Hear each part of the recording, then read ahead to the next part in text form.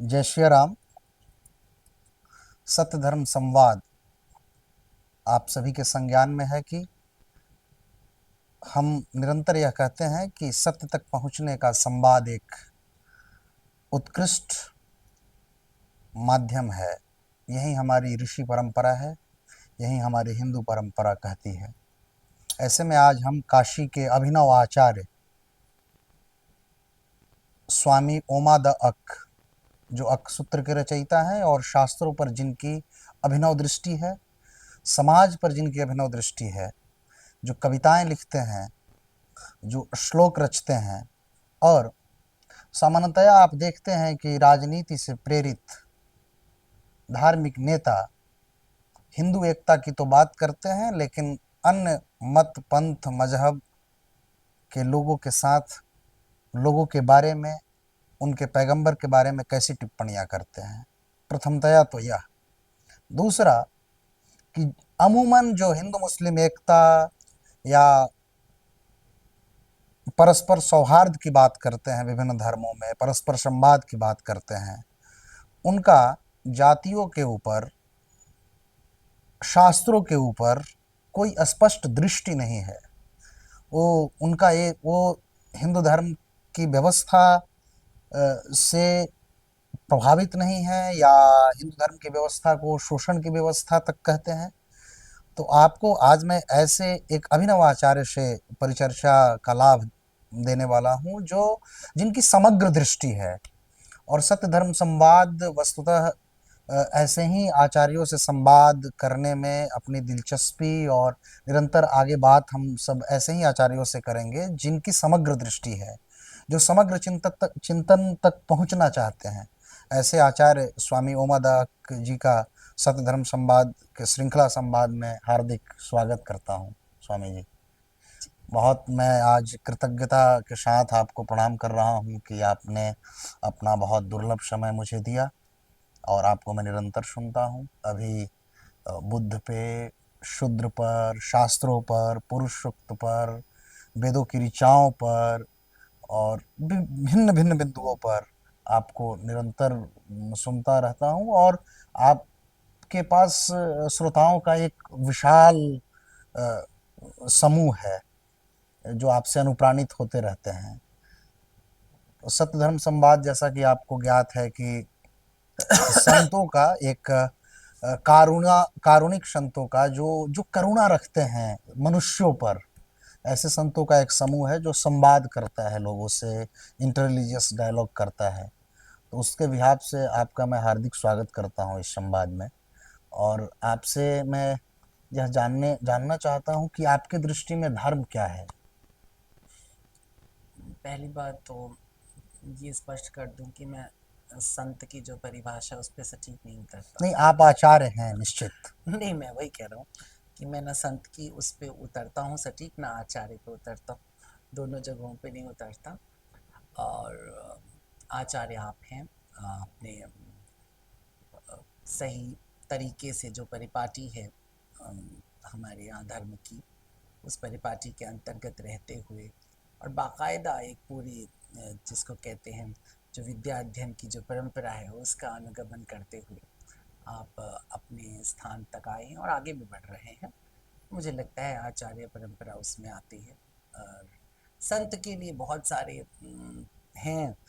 मुझे लगता है कि जिन व्याख्याओं से संत भारत में घोषित किया जाता है, मैं उस व्याख्या के अनुरूप नहीं हूँ। मैं थोड़ा अशांत हूँ और मुझे लगता है कि अभी बहुत सारी दुनियावी जो लालसाएं हैं या जो जो कमजोरियां हैं सब मुझ में अभी हैं। इसके चलते हुए मैं संत इत्यादि चीज़ों को मैं अपने आसपास नहीं रखता हूँ। लेकिन भारत में, चूँकि भारतीयों में विशेष करके और हिंदुओं में एक बड़ी अच्छी बात ये है कि वो बहुत जल्दी आपको किसी न किसी एक विशेष पद पर बिठा करके उसमें ब्लॉक कर देते हैं। मैं कोशिश करता हूँ कि मैं उस मामले में उस प्रोफेटिज्म में मैं न बंधूं। एग्जैक्टली न बधू नहीं, मैं उस वो वहाँ से पदच्युत ही रहना चाहता हूँ। मुझे लगता है कि कोई भी पद, कोई भी छवि आपके विस्तार को रोकती है, क्या बात। आपको फैलने से रोकती है। तो कितना भी बड़ी चमेली की लता मान लो कोई है, और आप उसको अगर एक पिंजरे के अंदर आप उगाने की कोशिश करेंगे तो निस्संदेह उसका फैलाव रुक जाएगा। मुझे लगता है कि धर्म जो है उसे, और ख़ास तौर पे धर्म के प्रति जिसका अनुग्रह है, उसको बचना चाहिए साधु संत महंत और ये सब होने से। हाँ, जब उसको अपने भीतर ये परिपक्वता लगे तो स्वतः समय घोषित कर देता है कि वह संत है, महंत है, वो सुंदर है। निश्चित और निश्चित मुझे लगता है यही पुरानी भारतीय परंपरा रही निश्चित है। कि किसी को आप यदि हाँ। कोई गलत विचार देने से हम्म। या अपरिपक्व विचार देने से हम्म। अच्छा है कि आप उसको कोई विचार ही न दें। एग्जैक्टली, बिल्कुल। और जब आप एक अथॉरिटी बन जाते हैं तो लोग आपको बहुत ही ज़्यादा गंभीरता से सुनते हैं और आपका अनुसरण करने लग जाते हैं। मुझे लगता है कि हमारे समाज में, मतलब हमारा समाज जब मैं बोल रहा हूँ इस वक्त, तो पूरे विश्व का हम्म। श्रद्धालु समाज बोल रहा हूँ। पूरे विश्व के श्रद्धालु समाज की ये समस्या है कि वो अनुसरण जो है करने से पहले ये देखता नहीं है, ये सोचता नहीं है कि जहाँ पर वो अनुसरण करने जा रहा है अल्टीमेटली उसकी परिपक्वता कहाँ तक थी, और उसका परिणाम विश्व में, विश्व के इतिहास में, समय में क्या रहा है। वो प्रायः परिवार के या वंशानुगत अनुसरण करता है, जैसे तमाम धर्मों और मजहबों और संप्रदायों के साथ हो रहा है, अथवा वो प्रभावित हो जाता है केवल कुछ क्षणिक घटनाओं से। तो राजनीति इत्यादि में भी ये है, लेकिन वहां पर इसलिए क्षम्य हो जाता है कि राजनेताओं का विचार या राजनेताओं का जीवन या राजनेताओं का व्यक्तित्व तो बहुत लंबे समय तक प्रभावी नहीं रहता है। उनकी स्थिति किसी फिल्मी अभिनेता से भी कम प्रभावशाली होती है। लेकिन धार्मिक नेताओं का या धार्मिक आदर्शों का प्रभाव बहुत बड़ा होता है, और वो समय को उलट पुलट करने की ताकत रखता है। तो इसलिए मुझे लगता है कि समय देना चाहिए। मैं इस वक्त दूसरों से नहीं कह रहा हूँ, मैं अपने आप से कह रहा हूँ कि समय देना चाहिए, अपने आप को उस कसौटी पे रखना चाहिए कि आप उस योग्य हैं या नहीं हैं। अगर नहीं है तो कोई फ़र्क नहीं पड़ता, और है तो फिर समय या इतिहास आपको खोज लेगा कि आप उस योग्य थे। ये बेचैनी एक धार्मिक व्यक्ति में तो कतई नहीं होनी चाहिए कि उसके जीते जो उसको सदगुरु कह दिया जाए। ये एक समस्या है। दूसरा आपका बहुत इम्पोर्टेंट प्रश्न है कि धर्म क्या है। अब वो सारी व्याख्याएं तो आप स्वयं जानते हैं, आप शास्त्रों में निपुण हैं, और न केवल भारत के बल्कि दुनिया भर के दर्शन और धर्मों को पढ़ते रहें, इसलिए कहीं ना कहीं आपको उसकी वो सारी शास्त्रीय व्याख्याएं तो पता है। मेरे लिए धर्म थोड़ा सा अलग था शुरू से ही। मैं बचपन से इस चीज़ को लेकर जानने को उत्सुक रहा कि धर्म है क्या। तो बचपन में तो यही पता था कि हनुमान जी की पूजा करना और शंकर जी को फूल चढ़ाना, उनको जगाना, सुलाना, भोग लगाना, यही धर्म होता है, और मैं मानता हूँ कि हाँ, ये धर्म है। लेकिन फिर जब थोड़ा सा समय बढ़ा, जब बचपन खत्म हुआ, तो उत्साह के साथ साथ उत्तेजना भी बढ़ी, उत्तेजना के साथ साथ उन्माद भी बढ़ा, उन्माद के साथ उच्च श्रृंखलता भी बढ़ी, सारी चीज़ें बढ़ गई। तो उच्च श्रृंखल होने के बाद पता लगा कि नहीं, इतना तो धर्म नहीं है, और भी कुछ धर्म है। जब हम सीमा से बाहर पैर निकालते हैं तो हमको पता लगता है नहीं, घर तक ही केवल हमारा स्थान नहीं था, स्थान तो घर के बाहर भी था। तो इस तरह से धर्म को लेकर के बहुत तरह का मेरे अंदर ऊहापोह बना रहा, और अंत में मैंने ये जाना कि दरअसल इस पूरी की पूरी प्रकृति, इस पूरे विश्व का जो स्वभाव है, वैश्विक स्वभाव, हम उसको धर्म कहते हैं। एक स्वभाव हमारा होता है और एक स्वभाव इस विश्व का है। अब ये बात और है कि यत पिंडे तत ब्रह्मांडे, अल्टीमेटली आप जो देखेंगे, जो हमारा स्वभाव है यही उस विश्व का भी स्वभाव हो जाता है। लेकिन फिर भी विश्व के पास कुछ मौलिक गुण हैं जिससे कि विश्व बनता है, ये प्रकृति बनती है। तो उन मौलिक गुणों की जो पहचान हुई है उसी को हम लोग धर्म कहते हैं। और जिसने भी, यानी जिस समुदाय ने, जिस संप्रदाय ने, जिस पंथ ने, जिस दार्शनिक ने जितनी दूर तक इन गुणों को पहचाना, उसने उतना ही व्यापक धर्म बनाया। तो यदि मनु के अनुसार हम धर्म को देखते हैं तो उसके 10 लक्षणों से, 10 गुणों से उसको पहचाना जाता है। और शायद यही कारण है कि सनातन धर्म इतना व्यापक हो सका, जितने कि दूसरे मजहब नहीं हो सके, क्योंकि बाकियों में जब आप धर्म के लक्षण देखते हैं तो 2 या 3 लक्षण पे बात खत्म हो जाती है, लेकिन हमारे यहाँ उसके 10 लक्षण घोषित किए गए, जो काफ़ी था। तो मैं ये समझता हूँ कि जो प्रकृति की प्रकृति है, जो विश्व का स्वभाव है, उसी को धर्म कहा जाता है मौलिक रूप से। इसके बाद तो बाकी आप भी जानते हैं कि धारणिति धर्म जो हमने धारण किया है, कोई पिता का धर्म, कोई भाई का धर्म, कोई हिंदू का धर्म, कोई मुसलमान वह का, कर्तव्य के अर्थ में है। वो कभी कर्तव्य की, कभी परिस्थिति के अर्थ में, कभी हमारे आपके जो संबंध होते हैं उनके अर्थ में, जिम्मेदारियों उत्तरदायित्व के अर्थ में, उन सब में आ जाता है। लेकिन मौलिक रूप से जो मनु ने 10 लक्षण कहे हैं, 10 लक्षण कहें वह अपनी जगह है। सारी मैं मनुष्यता उसके आगे भी एक बात ये कह रहा हूँ कि हो सकता है कोई 11वां 12वां 13वां लक्षण भी हो। मैं यह कह रहा हूँ कि अनंत में अभी समाप्ति नहीं हुई है।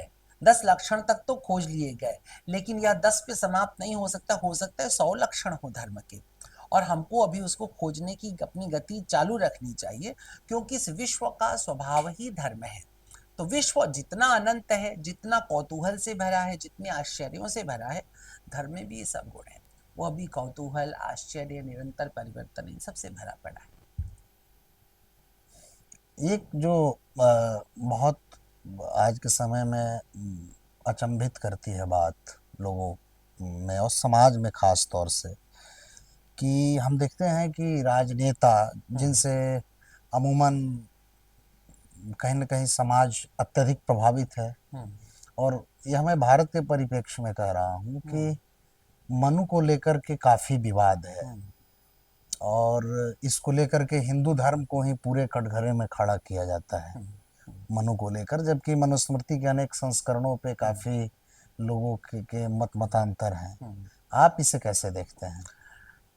देखिए, बहुत सरल भाषा में मैं अगर पहली लाइन में आपको कहूँ तो किसी पुस्तक से, किसी संविधान से विरोध होना ये बहुत ही स्वाभाविक घटना है, और कहीं न कहीं ये इस बात का परिचायक है कि उस संविधान या उस पुस्तक में बहुत प्राण है। क्योंकि विरोध हमेशा आप किसी प्राणवान वस्तु से करते हैं, किसी जीवंत वस्तु से करते हैं, किसी ऐसी वस्तु का विरोध करते हैं जो आपके अंदर कोई परिवर्तन ला रही है। तो मनुस्मृति में बल तो है बहुत, इसमें कोई दो राय नहीं है। लेकिन समस्या ये है कि हम जो पिछले 150 सालों में हम जो मनुस्मृति का हल्ला मचा रहे हैं, वो उस मनुस्मृति का हल्ला मचा रहे हैं जो मैक्स मूलर के बाद डेवलप होती है, जिसे ईसाई संगठनों ने जिसे तैयार किया। और ईसाई संगठनों ने जब मनुस्मृति को तैयार किया तो उनका मूल उद्देश्य अब बताने की जरूरत नहीं है। यदि कोई आज के समय का कोई कट्टर हिंदू जिस भाषा में किसी ईसाई धर्म की व्याख्या करता है, या जिस भाषा में इस्लाम की व्याख्या करता है, या जिस प्रकार से वो ईसाई धर्म या इस्लाम में मीन खेज निकालता है, जैसे कि अगर आज आप एक कट्टर हिंदू से पूछते हैं तो उसको इस्लाम का मतलब होता है तलवार, हत्या, काफर, हलाला, उसको लगता है पूरा इस्लाम बस इसके अंदर बंद है। ठीक इसी तरह से अगर उससे आप ईसाई धर्म के बारे में पूछेंगे, उसको लगता है कन्वर्जन, झूठ, पैसा देना, यही टोटल ईसाई धर्म है। जिस संकीर्णता से हम आज हिंदू समुदाय को गुजरता देख रहे हैं, अफसोसनाक तरीके से, वह जो कई प्रसिद्ध धर्म हैं जिसमें बौद्ध है, ईसाई मत है और इस्लाम है, उनमें वो संकीर्णता सदियों पहले ही आ चुकी थी, और उस संकीर्णता के कारण उनकी जो दृष्टि थी वो हिंदू धर्म के ऊपर भी बहुत संकीर्ण होकर के पड़ी। तो जैसा मैंने कहा कि काफिर और हलाला ही दिखाई देता है आज एक कट्टर हिंदू को इस्लाम के अंदर, वैसे ही उस जमाने के जो ईसाई लोग थे उन्हें भी मनुस्मृति खोलने के बाद वही वही दृश्य दिखाई दिए जिनसे वह हिंदू धर्म का या हिंदू समुदाय के अंदर हीन भावना पैदा कर सकते थे। तो मैं ये समझता हूँ कि मनुस्मृति का अंग्रेजी संस्करण, जैसे वेदों का अंग्रेजी संस्करण मैक्स मूलर ने जब बनाया, तो उसका मूल उद्देश्य यह साबित करना था कि भारतीय दरअसल भारतीय है ही नहीं, हिंदू दरअसल हिंदू है ही नहीं, ये आयातित धर्म है और वो बिखरा हुआ सा धर्म है। इसमें कुछ ऐसी विशिष्टता नहीं है कि हम इसे बड़ा पवित्र और बड़ा महान धर्म माने।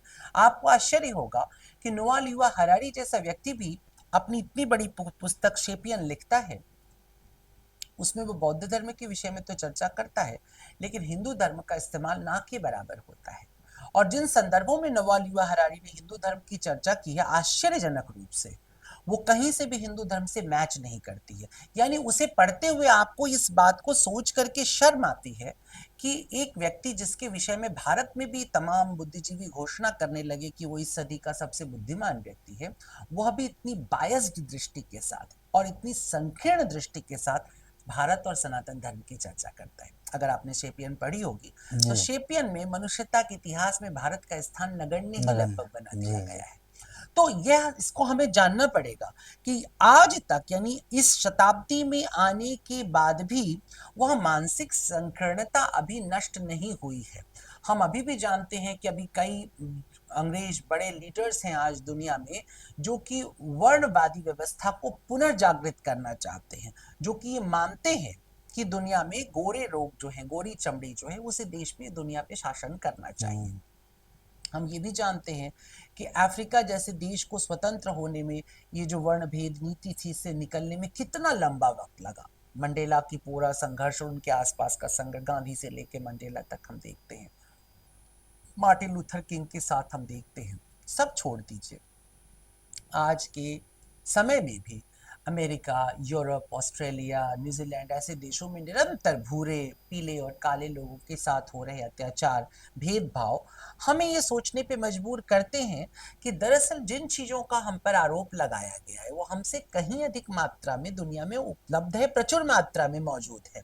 भारत में अब जरूर मैं ये नहीं कह रहा हूँ कि नहीं, यहाँ पर वो भेदभाव और विभेद नहीं होगा, डेफिनेटली होगा, लेकिन जिस कदर बाहर है उस कदर हमारे यहाँ कम रहा है। मैं इतना लंबा व्याख्यान मैंने इसलिए दिया बताने के लिए कि यह दृष्टि जो 2024 में बची हुई है, आपको क्या लगता है कि 150 साल पहले का जो ईसाई संगठन होगा और अपने गुलाम देश की तरफ जब वो देखता होगा तो क्या अपने गुलामों में कोई ऐसी श्रेष्ठता वो बर्दाश्त कर सकता है जो मालिक से ऊपर? कभी नहीं स्वाभाविक रूप से नहीं कर सकता। यही कारण है कि उस समय जो भाषांतर या एक तरह से भावांतर किया गया भारतीय शास्त्रों का, उसका शिकार मनुस्मृति भी हुई और उसका शिकार प्रकारांतर से अंबेडकर भी हो गए। और अंबेडकर ने मनुस्मृति पर लिखते समय उसकी भूमिका में इस बात को स्वीकार भी किया है कि मुझे संस्कृत नहीं आती है, अतः मैं मूल मनुस्मृति नहीं पढ़कर बता रहा हूँ, मैं उसके अंग्रेजी ट्रांसलेटेड वर्जन को पढ़कर बता रहा हूँ। ये बात ईमानदारी से डॉक्टर अंबेडकर ने कही है। तो इसका अर्थ यह है कि कहीं ना कहीं वह परिवर्तन और वो लिखने का तरीका, देखिए आप लेखन से भी जुड़े हैं और आप इस बात को महसूस कर सकते हैं कि संवाद की खासियत ये होती है कि यदि संवाद में हम अपने मंतव्यों को ठीक तरह से मिला दें तो एक ही वाक्य अपने अर्थ को बदल देता है ले जाकर के, चाहे निश्चित हम जो निश्चित लिखें। तो उसने गिराया और उसने गिराया, इन दोनों चीज एक ही शब्द को हम अलग अलग मंतव्यों के साथ अगर पेश कर देंगे तो भाषा एक होने के बावजूद भी उसके अर्थ बदलने लगते हैं और ये खिलवाड़ बहुत बड़े पैमाने पे किया गया। तथापि मैं ये जरूर कहूंगा कि मैं बिल्कुल नहीं क्लीन चिट देना चाहता हूँ गुरुकुल कांगड़ी की तरफ कि उसमें से 2000 गायब कर दो श्लोक और वो जो है व्यर्थ की चीजें बाद में लाद दी गई हैं, डाल दी गई हैं, कहीं कहीं ब्राह्मणों ने अपने स्वार्थ में या कहीं राजाओं ने अपने इस तरह मेरा के। मेरा इस पे मैं जो मानता जी। हूँ, मैं मानता हूँ कि मनुस्मृति में जिन संदर्भों का उल्लेख है वैसा कभी भारत रहा नहीं होगा। हो सकता है किसी स्कॉलर की, किसी विद्वान की या किसी सनकी आदमी भी आप कह सकते हैं, उसकी एक कल्पना रही होगी कि सोसाइटी ऐसी हो। दूसरी बात कि बहुत सारे स्मृतियां हमारे यहाँ रही, तो निश्चित रूप से मैं आपके इस बात से सहमति व्यक्त करता हूं कि 150 वर्ष पहले अंग्रेजों ने जानबूझकर एक ऐसी स्मृति को प्रासंगिक किया जो विवादास्पद हो, जो हिंदुओं में विभेद पैदा करे। नहीं तो वर्ण वर्ण जैसा बात तो कार्ल गुस्ताव जुंग भी करते हैं। मैं थोड़ा सा इसमें अंतर करूंगा, जी जी जी थोड़ा जी सा अंतर जी करूंगा। संवाद का यही सौंदर्य है कि बातों का हाँ अंतर हो। हाँ, मैं थोड़ा सा अंतर इसलिए जी जी करूंगा क्योंकि जो आप बात कह रहे हैं वो बहुत सही है और बहुत बार इस्तेमाल भी हुई है, इस तरह से बात को कहा गया है। वही मैं कह रहा हूँ, गुरुकुल कांगड़ी ने भी पिछले समय जब मनुस्मृति को नए तरीके से लिखा तो उसमें उन्होंने इन सब चीज़ों को हटाने की कोशिश की है। मैं कह रहा हूँ इसकी आवश्यकता नहीं है। बिल्कुल नहीं। और मैं यह भी नहीं मानूंगा जो आपने कहा कि किसी ने या कुछ लोगों ने ऐसा किया, नहीं। मैं ये मानता हूं कि स्मृतियां, देखिए बड़ा सुंदर है। मैं बार बार ब्राह्मणों को इस बात के लिए सैल्यूट करना चाहता हूँ कि नामों के साथ, उपाधियों के साथ वो कभी खिलवाड़ नहीं करते। अच्छा। हाँ, आपको कभी पूरे पौराणिक भारत के पूरे पौराणिक संसार के भीतर, पूरे शास्त्रीय संसार के भीतर एक अद्भुत बात जो मिलेगी, वो आप देखेंगे कि नामों के साथ वो कभी भी छल नहीं करते हैं। यदि वो घटना को बदल भी दें तो भी नाम सुरक्षित कर देते हैं ताकि किसी दिन डिकोड करके वहां तक पहुंचा जा सके। इसको समझिएगा, एक भी नाम आप पुराण में नहीं निकाल सकते जो अंततोगत्वा उस व्यक्ति, उस स्थिति, उस देव या असुर, उसके द्वारा प्रकट हुई परिस्थिति की घोषणा न कर रही हो, जिसके बारे में बिल्कुल सरल एक लाइन जो सभी जानते, बच्चा बच्चा जानता है जिसने शास्त्र पढ़ा हो, कि भाई धृतराष्ट्र ने अपने बच्चे का नाम सुशासन और सुयोधन रखा था, लेकिन व्यास ने उसको दुर्योधन और दुशासन कर दिया। ये व्यास की परंपरा कभी मरी नहीं, उसने नामों को बहुत सोच सोच करके सेटल किया। तो ये स्मृतियों की बात की गई। अब हमें समझना पड़ेगा, चूंकि पश्चिम ने एक ही बाइबल बनाई, एक ही बार 10 कमांडमेंट आया, मूसा के बाद फिर कोई कमांडमेंट्स नहीं आई यहूदियों के पास। ईसा के गॉस्पेल को तैयार कर दिए जाने के बाद अमेंडमेंट्स तो जरूर हुए, लेकिन मूल गुटके में कोई परिवर्तन नहीं हुआ। सेम कुरान की शरीयत के साथ भी हुआ, थोड़े अमेंडमेंट जरूर हुए खलीफाओं के समय तक, लेकिन बाकी कुरान को जस का तस, और इस पर उन्हें प्राइड भी है कि हमने जस का तस रखा है। अच्छी बात है, एक श्रद्धालु होने के नाते ये अच्छा लगता है कि आपने किसी चीज को जस का तस रखा है, लेकिन जीवित मनुष्य होने के नाते यह बड़ी ही मूर्खतापूर्ण बात लगती है कि किसी शरीयत को, किसी कानून को जस का तस रखा जाए, जबकि निश्चित। मनुष्यता बहुत दूर निकल करके निश्चित। चली आई है। कम से कम ब्राह्मणों ने यह नहीं किया, निश्चित। कम से कम भारतीय सभ्यता ने ये नहीं निश्चित। किया। निश्चित। उसने निरंतर होने वाले परिवर्तनों को दर्ज किया है स्मृतियों में, अपने पुराणों में और अपने शास्त्रों में। महाभारत इसकी बड़ी सुंदर उद्घोषणा करता महाभारत भी है। और सारे पुराण भी निरंतर आप सब में देखेंगे किस परिवर्तन की बात करता है। महाभारत की जो उद्घोषणा है, एक छोटे से जी वाक्य जी से पूरा कर रहा जी। हूँ। महाभारत की उद्घोषणा है हम्म कि जो कर्म हम्म किसी काल में धर्म था, हम्म वही कर्म किसी काल में अधर्म हो जाता है। एग्जैक्टली, तो वही बात है। लेकिन आप एक इतिहास के छात्र के तौर पर आप ये समझते हैं कि महाभारत कैसे अपने 20,000 25,000 श्लोकों से बढ़ते बढ़ते 1 लाख श्लोकों तक आती है। कहाँ वह रामायण से पूर्व लिखित मानी जाती है भाषा की दुनिया में, और चलते चलते वो 8वीं 9वीं शताब्दी तक छूती हुई चली आती है। यही हम पुराणों के साथ हाँ, देखते हैं कि 12वीं 13वीं शताब्दी तक। 15वीं शताब्दी तक की झलक, 14वीं 15वीं शताब्दी तक की झलक मिल जाती है। उसके बाद बहुत कुछ था जो 16वीं 17वीं शताब्दी तक लिखे गए, ठीक है। इसको लोगों ने ये समझा कि यह जो एक तरीका था अपने शास्त्रों में मनगढ़ंत बातें घुसेड़ने का, मैं कहता हूं ये उसकी जीवंतता थी, प्रवाह था। कल आपसे चर्चा मैंने कहा था कि तटस्थ होकर के प्रवाह को देखने वाला तट होता है।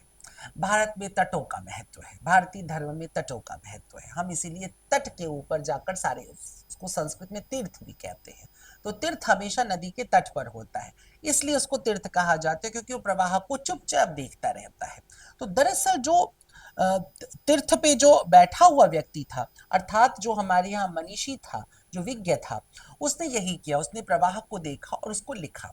और जब तुम किसी नदी का प्रवाह देखते हो और तुम अगर उसको सही सही लिखने जाते हो, सिर्फ काशी की गंगा के सामने तुम बैठ जाओ, तुमको निर्मल चमचमाता हुआ अमृत की तरह पानी दिखाई देगा, फिर कुछ जलकुंभियां तैरती दिखाई देंगी, हो सकता है कुछ सड़ी हुई लाश निकलती हुई दिखाई दे, कुछ लोग उसमें नहाते नजर आए, कुछ वासनात्मक दृश्य नजर आए, फिर कुछ अध्यात्म से डूबा हुआ नजर आए, फिर हो सकता है साइबेरियन बर्ड भी कुछ महीनों में नजर आ जाए, उड़ के आते हुए विदेशी पंछी नजर आ जाए।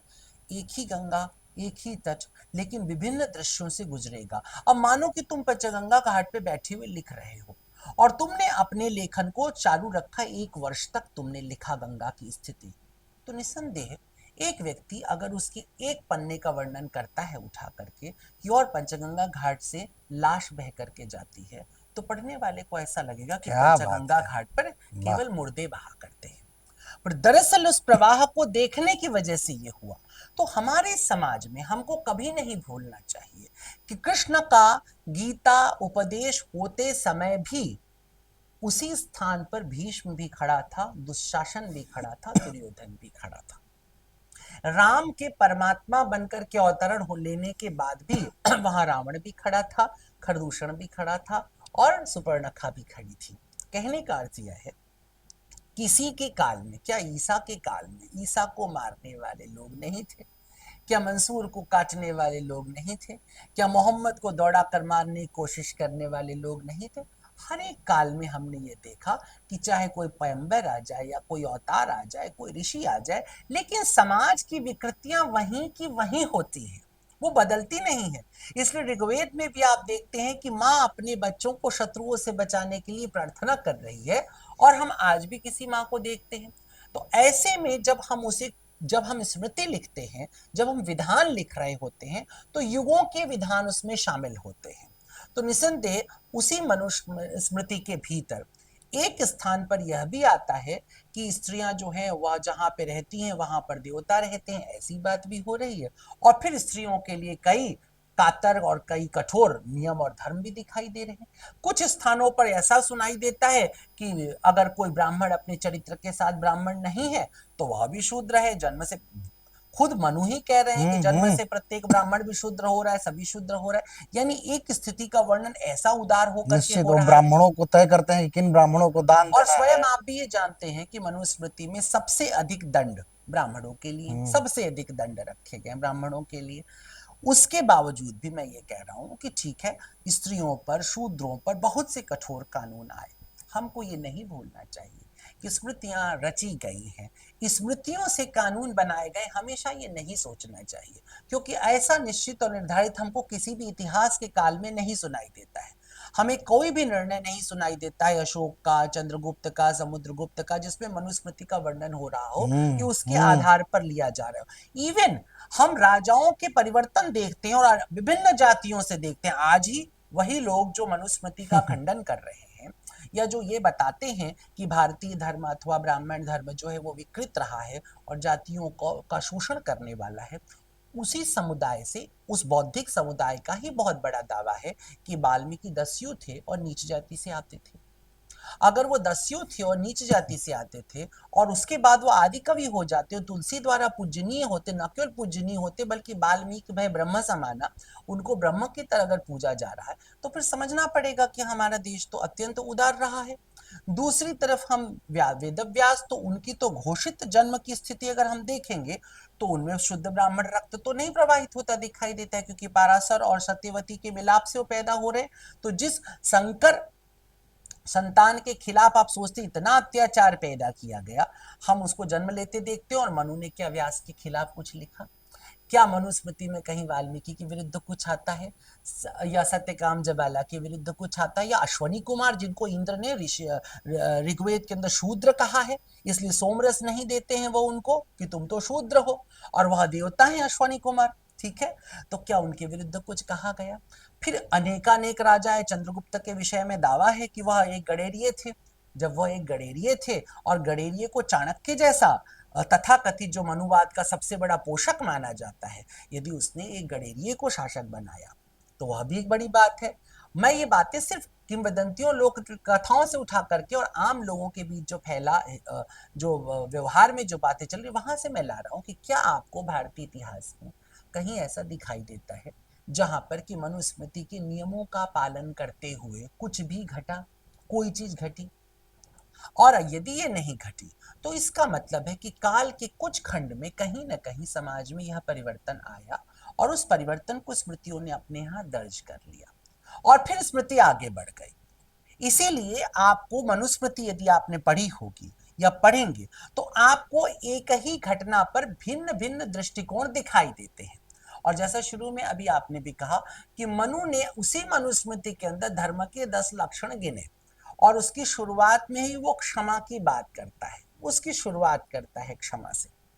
तो अब यहाँ समझना पड़ेगा कि ये जो एक बड़ा जो पुस्तक का जो वो है, जो एक किताब जो बनी है, वो किताब एक दिन में नहीं बनी, किसी एक मनु सिंह नाम के एक आदमी ने नहीं लिखा है, बल्कि मनुष्य का जो मन है उसको पढ़ते हुए, उसके बीच में होने वाले परिवर्तनों को देखते हुए धीरे धीरे काल में अंकित किया गया है। हास्यास्पद बात यह है कि जिस पुराण को वही ईसाई संगठन या वही अंग्रेज संगठन ये नहीं मानता है कि एक ही वेद व्यास ने 18 पुराण लिखे हैं, वह एकदम से उलट करके मनु के संदर्भ में बोलता है और कहता है एक मनु ने स्मृति तैयार करके दे दी। तो यह हमको समझना पड़ेगा कि इन स्मृतियों को इनको किसी एक समय में नहीं लिखा गया, अलग अलग समय में लिखा गया, और उस समय की जो सामाजिक परिस्थितियां थी उन परिस्थितियों में निसंदेह विकृतियां भी आई होंगी। इस हिंदू समाज के अंदर भी अनेक विकृतियां आई होंगी, उनके कारण बहुत बड़े हैं, जैसे अस्पृश्यता। अब अस्पृश्यता पे एक बहुत बड़ा शोध हो सकता है, यदि पॉजिटिव और कंस्ट्रक्टिव तरीके से किया जाए तो दिखाई देता है। जैसा मैंने कहा कि एक लाइन के लिए मैं बोल देता हूं कि सत्यवती और पराशर से उत्पन्न होने के बावजूद वेद व्यास सबके गुरु मान लिए गए, सर्वोच्च है। भगवान ने स्वयं ही उनको सबसे ऊंची उपाधि दे दी ना। कृष्ण खुद व्यास हैं कि व्यास खुद कृष्ण है, ऐसी बात कह दी गई। ठीक, व्यास की सत्ता पर किसी ने, आदि शंकर से लेके तुलसी तक, किसी ने कोई प्रश्न नहीं उठाया, जबकि सभी को घोर जातिवादी माना जाता है। बावजूद उसके किसी ने व्यास की सत्ता को चुनौती नहीं दी, किसी ने उसके सम्मान में एक प्रश्न नहीं उठाना चाहा, सबने उसकी सम्मान किया, प्रशंसा की, और न केवल प्रशंसा किया बल्कि वंदना की उसकी। ठीक है, ये व्यास की स्थिति रही है। लेकिन उसी समय, उसी काल के आगे जब हम धीरे धीरे बढ़ते हैं और जब हम देखते हैं कि देश के अंदर विधर्मियों का प्रवेश, चूंकि यहाँ पर आप मुझे और अपने से मत कोट करिएगा, उस समुदाय में जाइए जहाँ विधर्म प्रवेश कर रहा था। हुण आ रहे थे, शक आ रहे थे, बहुत सारे लोग आ रहे थे। दूसरी तरफ धर्मों का जो कन्वर्टेड, जो धर्मांतरण करने वाला धर्म भारत में आ गया था, जैसे जैन धर्म था कुछ हद तक, और बाद में बौद्ध धर्म का बहुत बड़ा प्रचार हुआ जो धर्मांतरण कर रहा था, और वह सनातन धर्मियों से निकाल करके धर्मांतरण कर रहा था। क्या आपको नहीं लगता कि एक विशेष सामाजिक स्थिति में ये विद्वेष, आपसी विद्वेष कहीं पैदा हुआ होगा बड़ी बुरी तरह से, कि जो हम में से निकल जा रहा है सत्ता के लोभ में? क्योंकि ऐसा तो नहीं है कि केवल औरंगजेब और अकबर की तलवार की नाक के नीचे ही हमने अपनी जान बचाने के लिए या जागीर पाने के लिए अपना धर्मांतरण किया। ऐसा तो हमने अशोक के काल में भी किया होगा, 500 साल के बौद्ध शासन में भी किया होगा। तो निसंदेह उन सनातनियों को, और ये मैं इसलिए आपको उदाहरण से बताता हूं कि जब भारत में ब्रह्म समाज का उदय हुआ था तो भी आपको पता है बंगाल में कि ब्रह्म समाजियों का छुआ सनातनी पानी तक नहीं पिया करते थे। अच्छा। हाँ बिल्कुल, और उसका एक बहुत ही स्थूल उदाहरण अगर आपको देखना हो तो आप विमल मित्र की किताब पढ़िए, साहब बीबी और गुलाम। गुलाम। तो जब साहब बीबी और गुलाम पुस्तक में जब जब भूतनाथ जब पहुंचता है जबा के पास, तो जबा ब्रह्म समाजी है और भूतनाथ सनातनी है। तो जब वो भोजन परोसने के लिए कहती है तो वो कहता है देने के लिए जल, तो कहती है कि तुम कैसे, तुम तो सनातनी हो, हम लोग तो ब्रह्म समाजी, हमारा छुआ तो तुम नहीं खाओ। ऐसा ही टैगोर का उपन्यास गोरा में भी एग्जैक्टली दिखता तो है। क्योंकि स्वयं टैगोर ब्रह्म समाज से थे और आपको पता है कि छूतछात भेदभाव का उनको, तो यदि हम 19वीं 20वीं शताब्दी में हम होने वाले परिवर्तनों में भी एक हम रिजिड परंपरा देखते हैं, तो आपको क्या लगता है कि 2000 साल पहले या 1500 साल पहले जो कन्वर्ट हो रहे होंगे उनसे अछूत सा व्यवहार नहीं शुरू हुआ होगा? तो ये सब कुछ हुआ, और इससे बचाने के लिए, अपने धर्म को बचाने के लिए अथवा अपने संस्कार को बचाने के लिए कहीं ना कहीं हमने छूत अछूत का भेदभाव 2000 सालों में अपने ही समुदाय में बढ़ाया। और इसको हम नेगेटिव, तो हर चीज नेगेटिव हो जाती है, लेकिन पॉजिटिव वे में अगर हम समझें, सिर्फ कोरोना काल में आप चले आए, हम एक दूसरे को छूने से परहेज कर रहे थे, हम हाथ मिलाने से परहेज कर रहे थे, क्योंकि हमको ऐसा लगता था कि एक रोग हम में प्रवेश करने जा रहा है। आज के समय में जिस भौतिक वैज्ञानिक सोच में हम हैं, यहाँ पर जब तक कोई रोग या महामारी ना हो, हम इस तरह की चीजों में विश्वास नहीं करेंगे। लेकिन आप यकीन करिए कि आज से सिर्फ 100 साल पहले आत्मा, परमात्मा, स्वर्ग या नर्क पूरी दुनिया का सबसे महत्वपूर्ण विषय था, और ऐसे में स्वर्ग या नरक के दोष को बचाने के लिए भी लगभग वही व्यवहार हो जाता था जो व्यवहार हमने कोरोना के समय देखा है। तो हमको मनुष्य के मनोविज्ञान को समझना पड़ेगा कि भारत में भी कोई देवता नहीं रहते थे, एलियंस नहीं रहते थे, यहाँ भी सामान्य मनुष्य रहा करते थे, और वह मनुष्य भेदभाव को सीख रहे थे। आखिर कुरान के अंदर भेदभाव तो नहीं है मुसलमान मुसलमान में, लेकिन हम पूरी दुनिया में पिछले 1300 1400 साल 100 सालों के अंदर शिया, सुन्नी, अहमदिया, बरेलवी, फलाना ढिमाका के बीच में न केवल आपसी जुबानी जंग, बल्कि हम खूनी संघर्ष देखते हैं, इस कदर की आप सोच नहीं सकते। ईसाई संगठनों में आपने देखा कि किस तरह से कैथोलिक्स का, फिर उसके बाद जो प्रोटेस्ट क्या होते हैं, प्रोटेस्टेंट, प्रोटेस्टेंट, उनके बीच में, और दूसरे और उनके भी 70 जो 72 बहुत सारे फिरके उनके बने, कल्ट हैं। कल्ट बने, उनके बीच में संघर्ष और उनका दावा यहाँ तक, हमारे यहाँ तो कम से कम छूत छात का लेवल यहाँ तक था कि चलो तुम हमारे घर में पानी नहीं पियोगे, लेकिन जिन धर्मों को ये दावा था कि वो बड़े पवित्रता के धर्म हैं, आप वहां ईश निंदा का दंड जरा समझिए। पूरे ईसाई संगठन के अंदर ईश निंदा पोप काल में क्या था? जिंदा जला देना, सड़क पे सूली पे लटका देना, ये था ईश निंदा का दंड। हमारे यहाँ तो इस तरह घटनाएं नहीं आती थी कि अगर तुम नास्तिक हो गए तो हम तुम्हें सड़क पे लटका देंगे। बुद्ध के साथ तो नहीं किया गया, महावीर के साथ तो नहीं किया, क्योंकि जब बुद्ध हो रहे थे तब तो हिंदू साम्राज्य था, जिंदा जला देना चाहिए था, लेकिन ऐसा नहीं हुआ। उनको तथागत कहा गया, भगवान कहा गया, पुराण में तक शामिल कर लिया गया। और उनकी निंदा भी है तो बहुत ही निंदा वैचारिक है, इंटेलेक्चुअल, वैचारिक निंदा, वैचारिक निंदा की गई, वैचारिक निंदा, वैचारिक निंदा की गई। मैं कहता हूँ ठीक है, समय के एक काल में हो सकता है बहुत मंदिर बौद्धों के तोड़े गए हो सकता है, मैं इसके खिलाफ नहीं जाता हूँ। हो सकता है कि इतिहासकार ये कहते हैं कि बहुत सारे मंदिर बौद्धों के तोड़े गए, और ब्राह्मणों का दावा ये होता है कि बौद्धों ने बहुत सारे ब्राह्मणों को मारा, उनके मठों को नष्ट किया अपने शासन में। मैं फिर ये कहूंगा कि सत्ता, राजनीति, इसके प्रभावों में पड़ करके समाज किसी और दिशा में जाता है। स्मृतियां जो बनाई गई वह अपने आसपास के परिवेश, अपने आसपास के समाज की गणना करना और उसका अंकन करना उनका काम था। और मैं इस बात में विश्वास करता हूं कि जैसे घाट पे बैठ करके हमको लाश भी दिखाई देती है, ऐसे ही हिंदू समाज के अंदर सड़ांध भी है, उसके इतिहास में गंदगी भी है, उसके सुगंध इतिहास भी में है, अस्पृश्यता भी है, उसके इतिहास में क्रूरता भी है, लेकिन उससे कहीं अधिक उसके खुशबू है। इतिहास में सुगंध है, भाईचारा है, प्रेम है, करुणा है, दया है। क्योंकि इतनी दुर्गंध, इतनी मलिनता के साथ कोई धर्म, कोई समुदाय, कोई संप्रदाय 5000 सालों तक अपना इतिहास नहीं लिख सकता। ये दुनिया का निश्चित इतिहास बताता है, ये निश्चित है। दुनिया का इतिहास बताता है। मिस्र के अंदर इतने ताकतवर फरोह भी इजराइल के गुलामों को नहीं रोक सके, जबकि वो बहुत थोड़े से थे, उनकी संख्या मिस्रियों से बहुत कम थी, बावजूद उसके वो उससे जीत करके निकल जाते हैं। भारत में शुरू से ही शूद्रों की संख्या अथवा अन्य जो जातियां रही हैं उनकी सबसे अधिक संख्या रही, बावजूद उसके थोड़े से ब्राह्मण या क्षत्रिय उन्हें कैसे रोक सकते थे। तो मुझे लगता है कि कहीं ना कहीं एक अच्छा ताना माना भारत में रहा, और कहीं ना कहीं इसके अंदर वो गंदगी और वो क्रूरता भी आई जो एक जीवित समाज में आती जाती रहती है।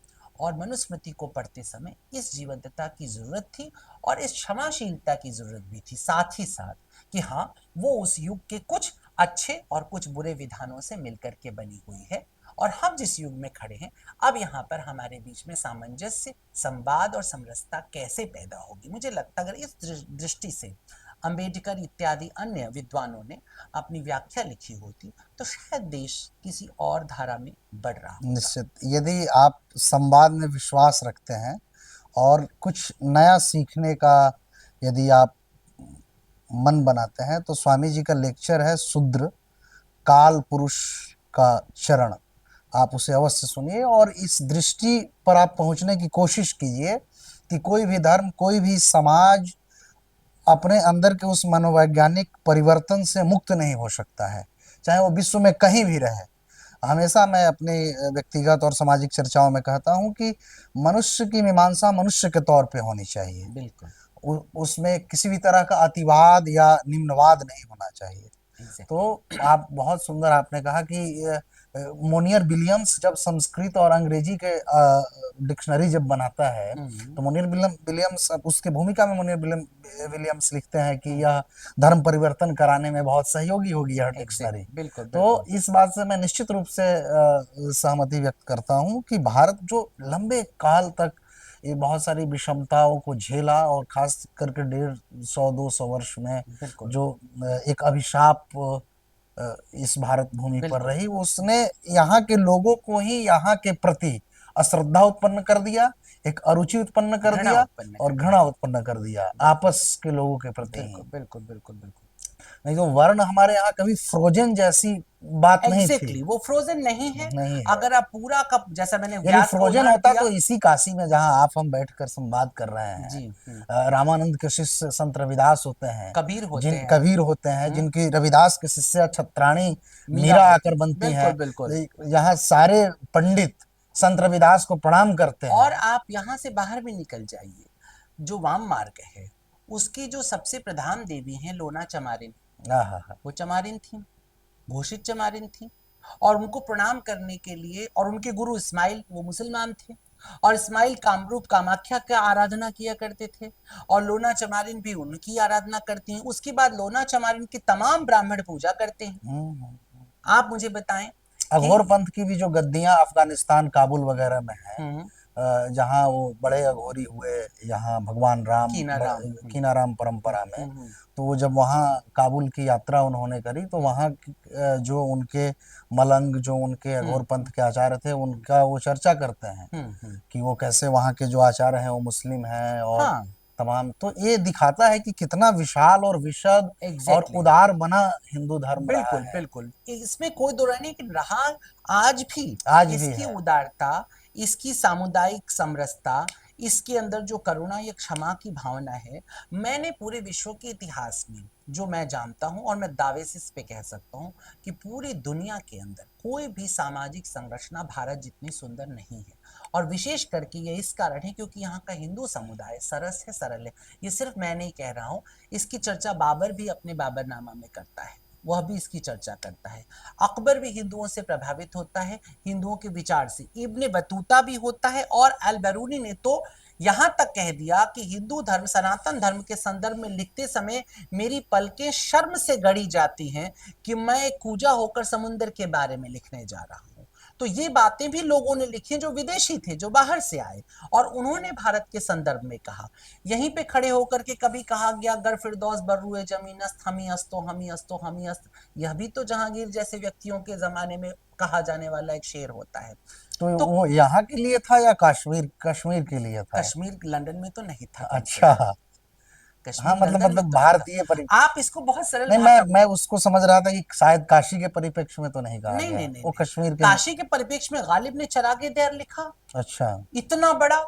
मुझे नहीं लगता है कि दुनिया में किसी भी शहर की ऐसी खूबसूरत प्रशंसा किसी विजाति, विधर्मी और शासक जाति ने आकर के की, क्योंकि मुगल थे गालिब और शासकों में थे उस वक्त, और इस्लाम से जुड़े हुए थे पूरी तरह से। ऐसे में वो बनारस आते हैं और बनारस को मंदिर का दिया लिखते हैं चरागे देर। और न केवल इतना लिखते हैं बल्कि ये लिखते हैं कि अगर आबे कौसर यानी जन्नत में बहने वाली नदी अगर गंगा की तरफ आंख उठा के देख ले तो वहीं शर्म से पानी पानी हो जाएगा। हाय हाय ठीक है, हाय। तो इस तरह का उदाहरण देने वाला व्यक्ति, या वो जब लिखते हैं कि ये हिंदुस्तान का काबा है, या जब लिखते हैं कि यहाँ हजी जब लिखते हैं कि बनारस वो शहर है जहाँ का हर ब्राह्मण बच्चा राम और लक्ष्मण की तरह है, ये बात हजी लिखते हैं, और हजी यहीं पे मर जाते हैं, बनारस छोड़ के नहीं जाते हैं, इतने बड़े विद्वान। और वो यहीं अपनी जान दे देते हैं कि काशी नहीं छोड़ूंगा। यहां तक कह देते हैं वो कि हमारे पास तो एक ही किबला है यानी काबा, लेकिन हिंदुओं के तो हर घर में एक किबला है, यहां जी ने कहा था। आप जरा समझिए, यहां तक कह रहे हैं कि अगर हिंदुओं की कही बात सच होती है और दोबारा पैदाइश होती है तो मैं बनारस में पैदा होना चाहूंगा। गालिब कहते हैं। हाँ जी कह हाँ रहे हैं। जी। गालिब तो अपने मरने तक बनारस के इश्क में डूबे हुए हैं, और वो तो यहां तक कहते हैं कि ये दुनिया इसलिए अपने वजूद में है क्योंकि यहाँ पर बनारस है। आप जरा सोचिए, तो कहने वाले लोगों ने बनारस के, चाहे बड़े से बड़े लोग आए, फाहियान जैसे लोग आए, चीनी यात्रियों ने आकर के भारत की तुलना चीन के महान शहरों से बनारस की तुलना की। तो कहने का मेरा मतलब है, चाहे कश्मीर हो, चाहे काशी हो, चाहे तमिलनाडु हो, दुनिया के लोग जब भारत में आए वो चौंके। बाबर ने भारत की तुलना स्वर्ग से की है, उसने बुराई भी करते हुए भलाई की है कि ये जन्नत जैसा देश है लेकिन यहाँ के लोगों को रहने नहीं आता। रहने नहीं आता, उसकी आताताई वृत्ति से निकल करके आया था। उसको लगा कि यहाँ के लोग इतने उन्मुक्त कैसे रहते हैं, नंगे घूम रहे हैं, एक लंगोटी डाले घूम रहे हैं। वो तो ढेर सारे कपड़ों में रहता था। लेकिन पहला वाक्य सोचने जैसा, वो कहता है ये स्वर्ग जैसा देश है। और आप समझिए, पूरी दुनिया में मुझे कोई स्थान दिखा दीजिए पूरे विश्व में जहां भी दूसरे धर्मों का वर्चस्व रहा है, यहाँ तक कि मिट गए धर्मों का भी वर्चस्व रहा हो, चाहे इजिप्ट हो, चाहे ग्रीक रहा हो पिछला, कहीं पर भी आप दूसरे किसी संप्रदाय या धर्म का इस तरह से सम्मान देखें जैसे कि भारत ने 2000 2500 सालों में किया है। चाहे पारसी धर्म हो, चाहे यहूदी धर्म हो, चाहे ईसाई धर्म हो, चाहे इस्लाम हो, भारत ने न केवल उनको स्थान दिया बल्कि पूरी तरह से अपना लिया। तो मुझे लगता लेकिन है इस कि सदी में इसके इस इसके पीछे एक आखिरी लाइन बोल दो कि इसके पीछे ये कोई ज्योग्राफिकल ये गुण नहीं है, ये इस हिंदू समुदाय का गुण है।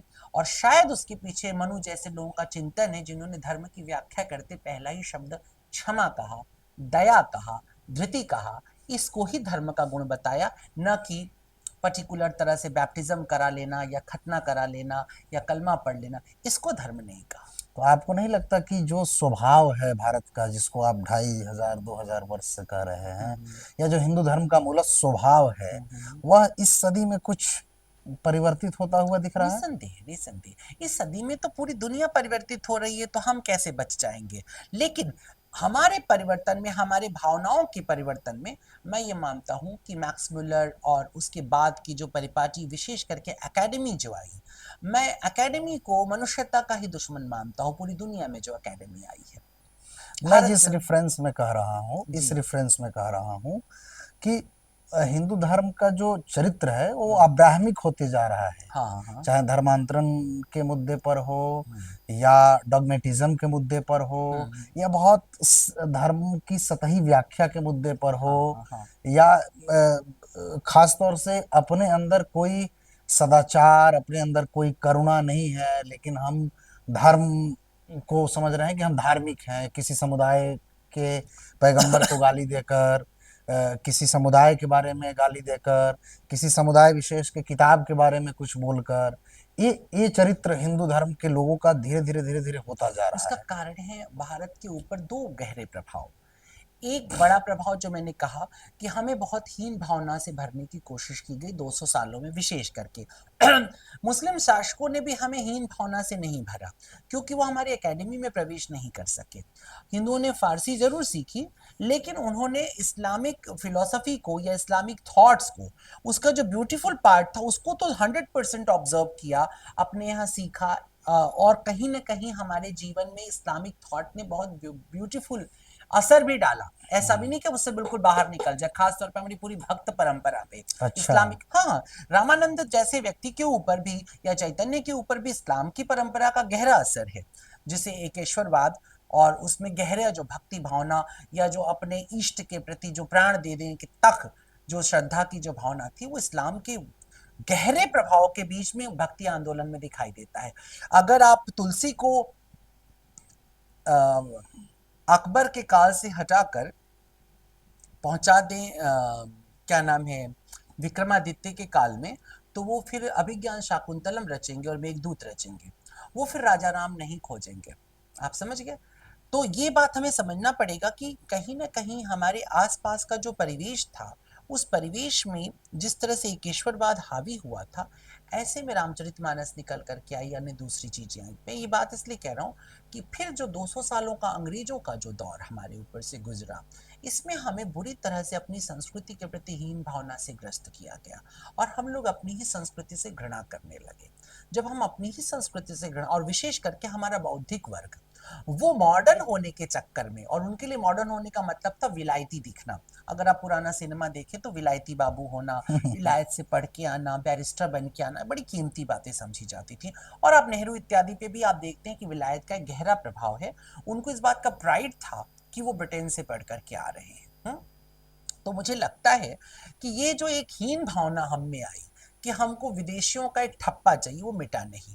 उसका पहला नुकसान ये हुआ कि हम कहते हैं कि हम जिससे प्रभावित होते हैं उसके जैसे होने लग जाते हैं। तो शुरू में तो हम सिर्फ भाषा और कपड़ों से प्रभावित हुए, लेकिन धीरे धीरे हम उनकी मोनोथिस्ट और उनकी डिक्टेटर माइंडसेट से भी प्रभावित होने लग गए, जो बहुत ही धीरे धीरे हुआ, लेकिन ये हुआ।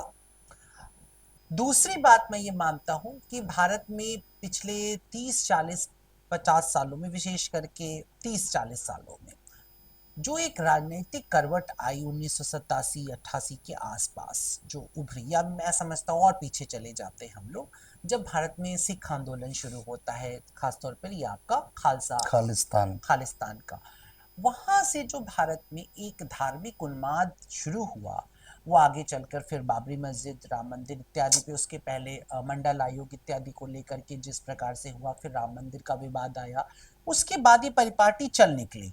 और कहीं ना कहीं राजनैतिक धर्म हमारे क्या बोलते हैं, हमारी बहस के केंद्र में चला गया। मैं शब्द ले रहा हूँ राजनैतिक धर्म। निश्चित। तो इस राजनैतिक धर्म जो है वो दया और क्षमा पे विश्वास नहीं करता। यानी मनु तो क्षमा की बात कर रहे हैं, राम भी क्षमा की बात करेंगे, मगर चाणक्य शठे शाठ्यम समाचरित की बात करता है। चाणक्य और मैकियावेली तो यही बात कर सकते हैं। एग्जैक्टली तो जब हम शाठे शाठ्यम समाचरित की बात करते हैं तो मुझे लगता है कि यह कहीं ना कहीं हिंदू जनमानस पर इसका असर है। और हिंदू जनमानस के आसपास जो संकीर्णता थी, उस संकीर्णता को इसने धीरे धीरे, इसके एक बहुत बड़े हिस्से ने तो नहीं, लेकिन एक प्रभावी हिस्से ने इसको स्वीकार कर लिया है समय के साथ। और उसका नुकसान ये हो रहा है कि कल तक हम जिन पर हंसते थे या जिन्हें हम संकीर्ण कह करके अपने बड़प्पन पे खुश हो लेते थे, अब हम उनके समतुल्य होते जा रहे हैं दिन प्रतिदिन। और ये एक घातक बात है कि जिस उदारता के लिए भारत की ओर कभी इस्लामिक आतताइयों से बचकर भागते हुए पारसियों ने मुंह घुमाया था, कभी यहूदियों ने भाग कर आने की, आइंस्टाइन ने बीएचयू में आके पढ़ाने की पेशकश की थी अमेरिका में जाने से पहले, आपको पता होगा। जब, अच्छा। हाँ, जब वो जर्मनी से भाग रहे थे हम्म। तो उन्होंने पहला खत भेजा था बीएचयू के लिए, वो यहाँ पढ़ाने आ रहे थे। यही एक बहुत बड़ी बात है कि आइंस्टीन अगर यहाँ आते तो शायद आज हम दुनिया की सबसे बड़ी ताकतों में होते, लेकिन यहाँ के लोगों ने उनको स्वागत नहीं किया और अंत में अमेरिका उनको जाना पड़ा। लेकिन मैं कुछ और बोल रहा हूँ, मैं बोल रहा हूँ कि पारसियों ने भारत की तरफ शरणागति होने के लिए देखा, यहूदियों ने शरणागति के लिए देखा, दुनिया भर के बौद्धिक लोगों ने देखा, बीटल्स जैसे लोग जो ऊंचाई पे पहुंच गए लेकिन अवसादग्रस्त हो गए तो भारत की तरफ भागे। हम पूरी दुनिया को देखते हैं। मैरिलन मनरो जैसी स्त्री चाहती थी कि रविन्द्रनाथ टैगोर से मिले और भारत की तरफ आए। तो कहने का मतलब ये है कि पूरी दुनिया, आज भी हम देखते हैं मैडोना भारत में आती है, आकर के ऋषिकेश में घूमती है, हिमालय की कंदराओं में जाती है, रिचर्ड गिरे जैसा हॉलीवुड स्टार यहाँ पर आता है, अपना इतना लंबा समय यहाँ बिताता है।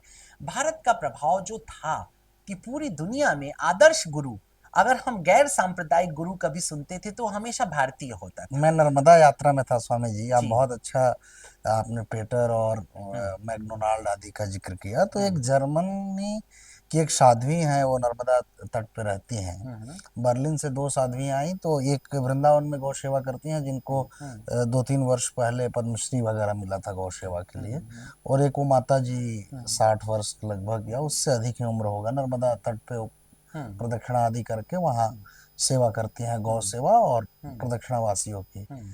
तो मैं यात्रा के दौरान था, तो उन्होंने ये चिंता व्यक्त की हम्म। कि राघवेंद्र दास जी, चरित्र बदल रहा है एग्जैक्टली। हिंदू धर्म का। कैसे कोई आएगा भारत, एग्जैक्टली। कैसे कोई जो मतलब हिंदू धर्म दर्शन से जो प्रभावित होकर उसमें रुचि रख करके यहाँ के साधु महात्माओं के पास, क्योंकि उनके पास विश्व दृष्टि होती थी, मूल रूप से वात्सल्य होता था। वात्सल्य होता तो था। जो साधुओं का वात्सल्य चला गया और साधु भी उसी भाषा में बात करने लगे जिसमें जिस तानाशाह बात करते थे, तो निस्संदेह हम अपना बड़ा नुकसान कर रहे हैं। आज आज के समय में तो यदि विजुअल्स बंद कर दिया जाए हाँ हाँ और एक साधु का भाषण चला दिया जाए, जो जो राजनीतिक साधु हाँ, है, बिल्कुल और एक राजनेता का चला दिया जाए, बिल्कुल। तो सामान्य आदमी को तो फर्क करना बहुत दुष्कर हो जाएगा कि क्योंकि वो फर्क है नहीं, फर्क है नहीं ना।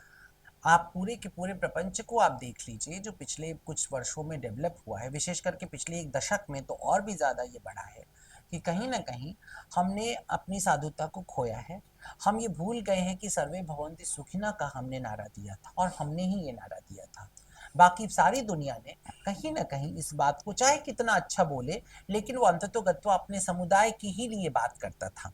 वो थे जो कभी कहते थे कि हम पूरी दुनिया को इस्लामिक कर देंगे, कोई कहता था हम पूरी दुनिया को बुद्धिस्ट कर देंगे, कभी जैनी चाहते थे कि पूरी दुनिया जैनी हो जाएगी, या मानते भी थे।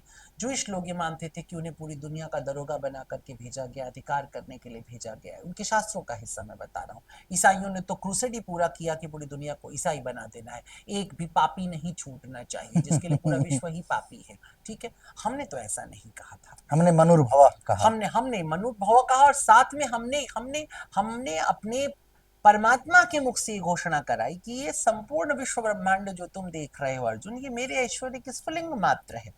अर्थात न केवल पृथ्वी या पृथ्वी के जीव जंतु, बल्कि इस अखिल ब्रह्मांड में जहां तक भी जीवन हो सकता है या दृश्य हो सकता है या आकृति हो सकती है, वो सब एक ही परमात्मा के साथ या उसी व्यापक परमात्मा के साथ चल रहे हैं। तो जहां हमारी दृष्टि ये थी कि हम सबको एक समान देख रहे थे, हम सबको साथ रखते थे, जहां कुधर्म जैसे शब्द की रचना की गई, पूरी दुनिया के शास्त्र में कुधर्म जैसा शब्द नहीं नहीं है, मिलता। महाभारत का बहुत सुंदर श्लोक है वो कि कुधर्म, धर्म यो बाधते धर्म सच धर्म न कुधर्म तत्। Exactly exactly। तो यह सोचिए कि इतना जहां पे सोचा गया, इतनी गहराई से चिंतन किया गया, जहां पे जीवन और जीवन के आनंद को लेकर के ही दार्शनिकों ने, ऋषियों ने, कवियों ने अपना जीवन काट दिया, ऐसी सुंदर भूमि पर पूरा विश्व आता था, देखता था या शरणागति पाना चाहता था।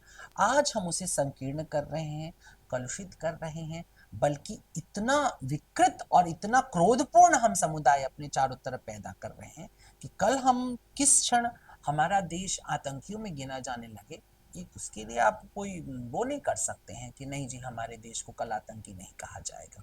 और आप देख रहे हैं कई पश्चिमी पत्रिकाओं ने, कई पश्चिमी अखबारों निश्चित। ने लिखना भी शुरू कर दिया है।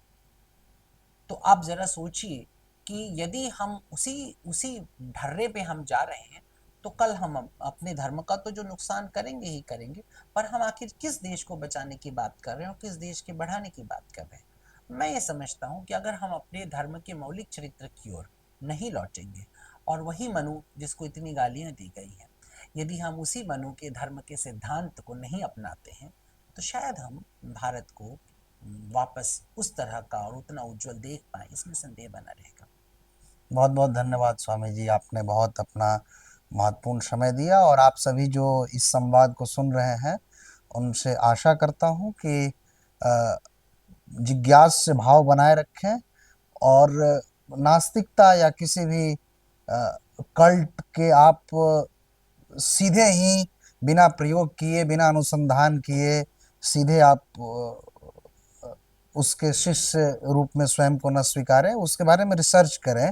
जैसे तमाम तौर पे एकेडमी में बैठे हुए नास्तिक लोग कहते हैं कि आस्तिकता का तो कुछ नहीं है, एक घोषित या एक पैमाना तय है, उसको मानना है। तो क्या आप ऐसा मानते हैं कि जो नास्तिक लोग हैं उनका कोई एक फ्रोजन जैसी कोई व्यवस्था नहीं है? इसलिए मनु के बारे में, स्मृतियों के बारे में, इसके पहले भी जब स्वामी अभिमुक्तेश्वरानंद ने राहुल गांधी पर जब कहा था कि मैं राहुल गांधी को हिंदू धर्म से एक्सपेल कर दूंगा, तो डॉक्टर अरुण प्रकाश से हमारी संवाद हुई थी। तो जिज्ञास्य भाव बना रहना चाहिए, यह मैं समझता हूँ प्रत्येक हिंदू का और प्रत्येक मनुष्य का कर्तव्य है कि हमारे अंदर जिज्ञास्य भाव बना रहना चाहिए। जब हम ब्रह्मसूत्र और वेदांत पढ़ते हैं तो जिज्ञास्य भाव बहुत अति महत्वपूर्ण है। तो जब आप जीवन के रहस्य खोजने या मानवता का कहीं से भी आप कल्याण चाहते हैं, तो अपने अंदर जिज्ञास्य भाव बनाए रखें।